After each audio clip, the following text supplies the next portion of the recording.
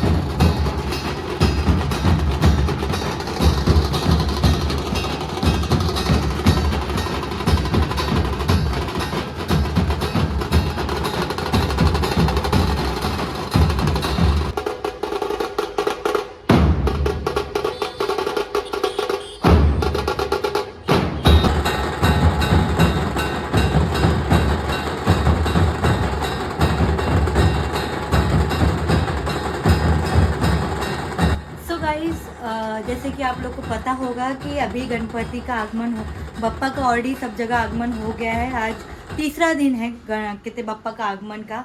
And अभी हम लोग ने ऐसा कुछ सोचा है कि हम लोग वडोदरा में जहाँ जहाँ भी बप्पा आए हुए हैं, ठीक है, उनके दर्शन के लिए हम जाते हैं। एंड बहुत अच्छी अलग अलग जगह पे अलग अलग थीम डेकोरेट की गई है, बहुत सारी जगह अलग अलग है। तो हमने सोचा है कि हम हमारे ब्लॉग के थ्रू जो लोग को नहीं पता है कि बप्पा का थीम मतलब कि अलग अलग जगह यहाँ पर बैठाए गए हैं, वहाँ की थीम क्या है एंड क्या सारी चीज़ें हैं एंड कहाँ पे क्या अलग अलग जगह पे कहाँ बप्पा बैठे हुए हैं, तो हम इस ब्लॉग के अंदर वो पूरा कवर करने वाले हैं। आप सभी को दिखाएंगे कि कहाँ पर बप्पा कहाँ कौन कौन सी लोकेशन पे कैसे मतलब कि कौन से अवतार में बप्पा। अभी हम लोग आए हैं ये फर्स्ट पंडाल देखने के लिए एंड आप सबको दिखाते हैं ये रे बप्पा।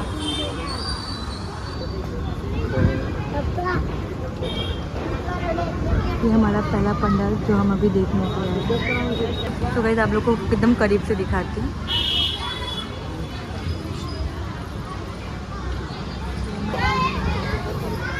ये पूरी डेकोरेशन है।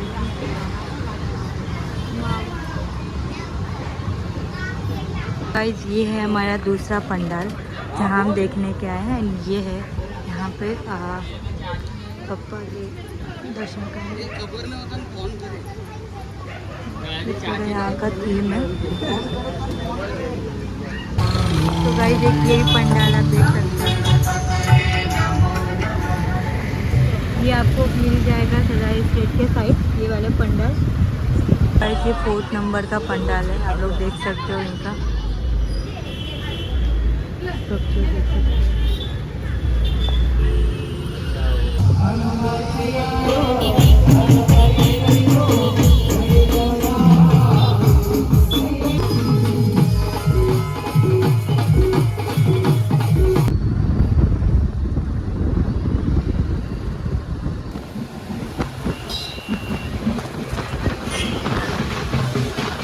अभी हम जहाँ पे जिस पंडाल में आए हैं वो यहाँ की भीड़ है। ये अभी 9 बज रहे हैं, वहाँ की हालत है ये हम देख सकते हैं।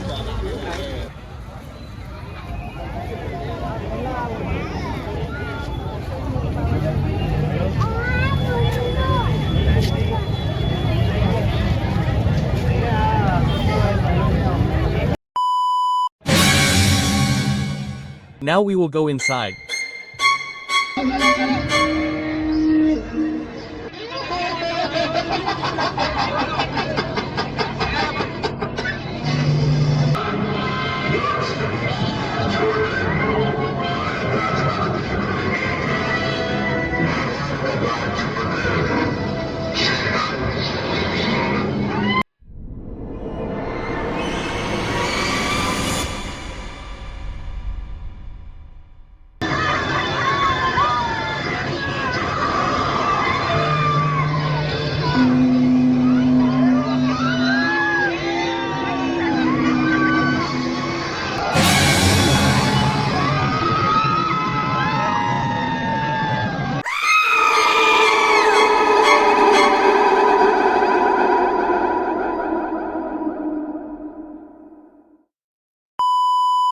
अभी हम फाइनली अभी घर पे आए हुए हैं पूरे 2.5-3 घंटे बाद।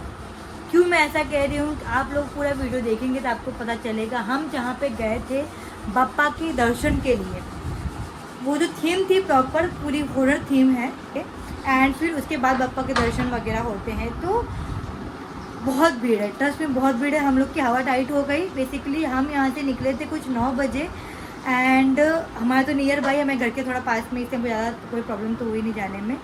हम वहाँ पे 9 बजे गए, अब 2.5 घंटे बाद 3 घंटे बाद हमको हमारे दर्शन हुए और उसके बाद आप भीड़ देखोगे तो आप ऐसा दंग रह जाओगे। सीरियसली बहुत भीड़ थी, बहुत भीड़। अगर आपके पास बहुत भरपूर टाइम है तो आप आइए, आराम से देखिए, लाइन में लगिए, पैरों को तकलीफ़ दीजिए और मज़ा उठा के जाइए, देख के जाइए, दर्शन करके जाइए basically. The next day. Guys आज हम फिर निकल चुके हैं बाहर पंडाल वगैरह देखने के लिए, बप्पा की मूर्ति वगैरह देखने के लिए। मासूम सी खुशियां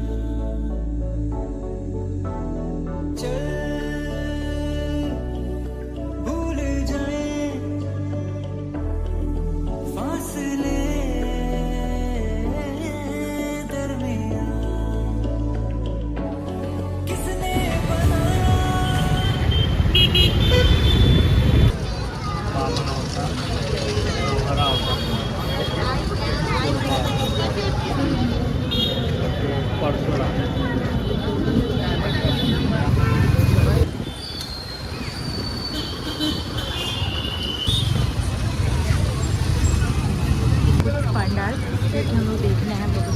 भीड़ बहुत ज़्यादा है, पर देखते हैं इसके नंबर आता है कि मेरा दर्शन पप्पा तो गाइस भीड़ देखो काफ़ी, ये पंडाल है वहाँ पे सामने, तो उसके काफ़ी पीछे से मतलब काफ़ी पीछे से लाइन है, जैसे नंबर नहीं आए 2 घंटे से पब्लिक देखो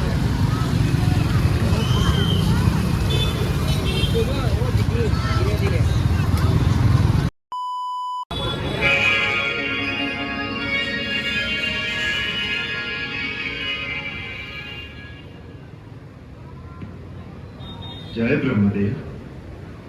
हे सच्चिदानंद, हे सृष्टि पालक, पापी रावण के अत्याचारों से पीड़ित होकर ये पृथ्वी, ऋषि मुनि देवता गंधर्व सब आपकी शरण में आए हैं। इनकी रक्षा कीजिए भगवान, रक्षा कीजिए, रक्षा कीजिए। पृथ्वी पर धर्म और सत्य का नाश हो रहा है प्रभु। पाप की शक्तियां बढ़ रही हैं। राक्षसों का राजा रावण अहंकार के मद में चूर होकर तीनों लोगों को अपने पांव तले रौंदने को तैयार। देव दानव मनुष्य कोई उसका सामना करने की हिम्मत नहीं करता, क्योंकि स्वयं ब्रह्मा और महादेव ने उसे वरदान दिया है कि देव दानव नाग किन्नर गंधर्व किसी के हाथों से वो मारा नहीं जाएगा। प्रभु, आपकी सृष्टि का भार धारण करना मेरा धर्म है, परंतु जब धर्म की जगह अधर्म का राज होता है तो अधर्म से अनाचार, अनाचार से भ्रष्टाचार और भ्रष्टाचार से अत्याचार की ज्वाला भड़क उठती है। जब अत्याचार इतने बढ़ जाते हैं तो देखिए पाप की ज्वाला में मेरा शरीर जलने लगता है। प्रभु, मेरी रक्षा कीजिए। पृथ्वी त्राही त्राही कर रही है करुणा निधान। जब वो अभिमानी चलता है तो ऐसा प्रतीत होता है मानो धरती को अपने पैरों तले कुचल रहा हो। असुरों के आतंक से धर्मशील जनता चीत्कार कर रही है, उसके सैनिक लोगों को त्रास दे रहे हैं, राक्षस साधु जनों का खून पी रहे हैं। प्रभु, आज अबलाओं की लाज और मानव की मानवता को बचाने वाला कोई नहीं रहा। आज वो अवस्था आ गई है, यदि कोई धर्म और सत्य के रास्ते पर चलने की कोशिश करे तो वो जीवित नहीं रह सकता। आज हर प्राणी पाप और भ्रष्टाचार के रास्ते पर चलने को विवश किया जा रहा है। जब ऐसी अवस्था आ जाए तो सत्य की रक्षा के लिए किसी महान शक्ति का अवतार लेना आवश्यक हो जाता है। सच्चिदानंद। देवादिदेव प्रणाम। हे सर्वेश्वर, आपने जो कर्म का विधान बनाया है उसके अनुसार जो भी श्रम करेगा, परिश्रम करेगा, तपस्या करेगा, उसे शक्ति अवश्य प्राप्त होगी। उसी विधान को निभाना आपका कर्तव्य है प्रभु। धरती पर जब भी कोई जालिम प्राणी मात्र को अपने चरणों में झुकने पर मजबूर कर देता है तो एक सच्चा इंसान उसके सामने झुकने से इनकार कर देता है, क्योंकि उसे विश्वास होता है कि ऊपर कोई शक्ति है जो उसके साथ न्याय करेगी, उसकी रक्षा करेगी। जिस दिन ये विश्वास टूट जाएगा कि अंत में सच्चाई की जीत होती है, उस दिन कोई धर्म के रास्ते पर नहीं चलेगा। समाज बिखर जाएगा, धरती सूर्य चंद्रमा अपना अपना रास्ता बदल देंगे, सृष्टि का सारा क्रम अस्त व्यस्त हो जाएगा। देवगुरु बृहस्पति ठीक कहते हैं प्रभु। यही वो समय है जब ईश्वर का अवतार लेना आवश्यक होता है। त्रिपुरारी, पापी के पाप में ही उसके नाश का बीज छुपा रहता है। जो रावण यह समझता है कि उससे बढ़कर कोई शक्ति नहीं रही, उसका नाश भी इसी अहंकार में छुपा हुआ है। उस अहंकार के कारण उसने वरदान मांगते समय मनुष्य और वानर के हाथों न मारने का वरदान नहीं मांगा था। जिस मानव को वह कीड़े मकोड़ों की तरह तुच्छ समझता है, उसी सामान्य मानव के रूप में मैं अवतार लेकर उसका मान भंग करूंगा।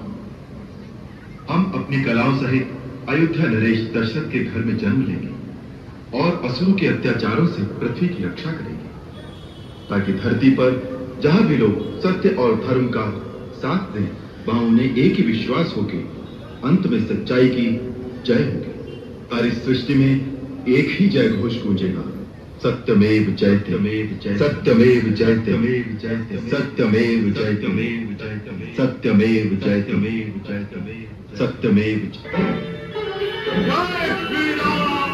रावण, देखो यही वो रावण जिसके लिए नारायण, देखो यही वो रावण जिसके लिए नारायण नानाक अवतार के धरती पर आए हैं, दानव चलन को देव की दिव्यास्त्र लाए हैं, रावण के वध को राम जी ब्रह्मास्त्र लाए हैं।